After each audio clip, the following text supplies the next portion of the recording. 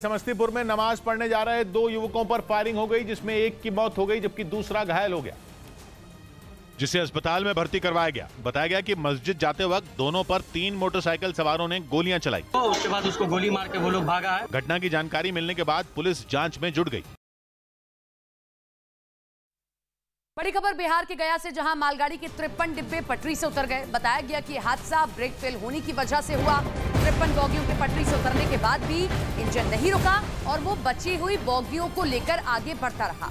इस हादसे का वीडियो भी सामने आया है। बिहार के गया में ये तस्वीर सामने निकल कर आई, जहां पर 53 डिब्बे इस मालगाड़ी की से डिरेल हो गए, लेकिन बावजूद इसके इंजन एक डिब्बे को लेकर रफ्तार भरता रहा। लखनऊ में एक मोबाइल मार्केट में भीषण आग लग गई। आग इतनी भयानक थी कि उसने कई दुकानों को अपनी चपेट में ले लिया और वहां से आग की ऊंची लपटें उठती दिखी। घटना की जानकारी मिलते ही पुलिस और दमकल की गाड़ियां मौके पर पहुंची और किसी तरह आग पर काबू पाया गया। वहीं ब्रिटेन में रूस के राजदूत का बड़ा बयान सामने आया, जहां उन्होंने कहा कि यूक्रेन युद्ध में रूस परमाणु हथियार का इस्तेमाल नहीं करेगा। तो ब्रिटेन में रूस के राजदूत ने यूक्रेन युद्ध से जुड़ी ये बड़ी बात कही, जिसमें उन्होंने कहा कि रूस इस युद्ध में परमाणु हथियारों का इस्तेमाल नहीं करने वाला है।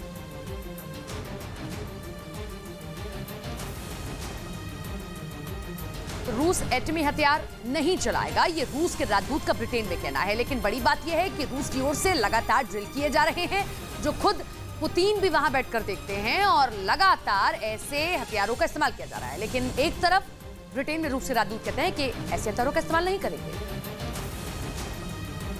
यूक्रेन की सेना ने एक वीडियो जारी किया जिसमें उसके जवान रूस के सैनिकों पर ड्रोन से हमला करते दिखाई दिए। यूक्रेन का दावा है कि रूस के सैनिक वहां बड़े हमले की तैयारी में थे, जिसे यूक्रेन के जवानों ने हमला कर नाकाम कर दिया। हमले का जो वीडियो सामने आया उसमें झाड़ियों के बीच रूस के कई जवान छिपे नजर आए, जो इस बात से बिल्कुल बेखबर थे कि उन पर दुश्मन ड्रोन से निशाना लगाने वाले हैं। जैसे ही टारगेट लॉक हुआ, यूक्रेन की फौज ने ड्रोन से बम गिरा दिया, जो झाड़ियों में छिपे पुतिन के सैनिकों पर जा गिरा। इस हमले में रूस के कई जवान घायल हो गए। इस हमले के बाद रूस के कई सैनिक वहां से भागने की कोशिश करने लगे, लेकिन तभी यूक्रेन की फौज ने उन पर ड्रोन से कई बम गिरा दिए। यूक्रेन ने दावा किया कि इस हमले में रूस के कई सैनिकों की मौत हो गई।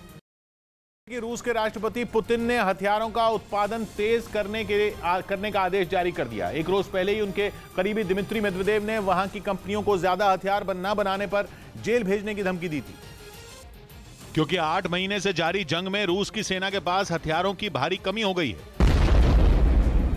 पश्चिमी मीडिया के मुताबिक यूक्रेन के पलटवार से सबसे ज्यादा नुकसान रूस के टैंकों को हुआ। रूसी सेना को टैंकों की ऐसी कमी पड़ गई कि उन्हें कबाड़ में खड़े किए गए टैंक भी जंग में उतारने पड़े, और वो टैंक भी पश्चिमी देशों के आधुनिक हथियारों के सामने टिक नहीं पाए। यूक्रेन के हमले में रूस के सैकड़ों टैंकों के परखचे उड़ गए। इसके साथ ही रूस को बख्तरबंद गाड़ियों और गोला बारूद की भी भारी कमी होने का दावा किया गया। माना जा रहा है कि इसी वजह से पुतिन ने अपने देश की हथियार बनाने वाली कंपनियों के लिए नया फरमान जारी कर दिया और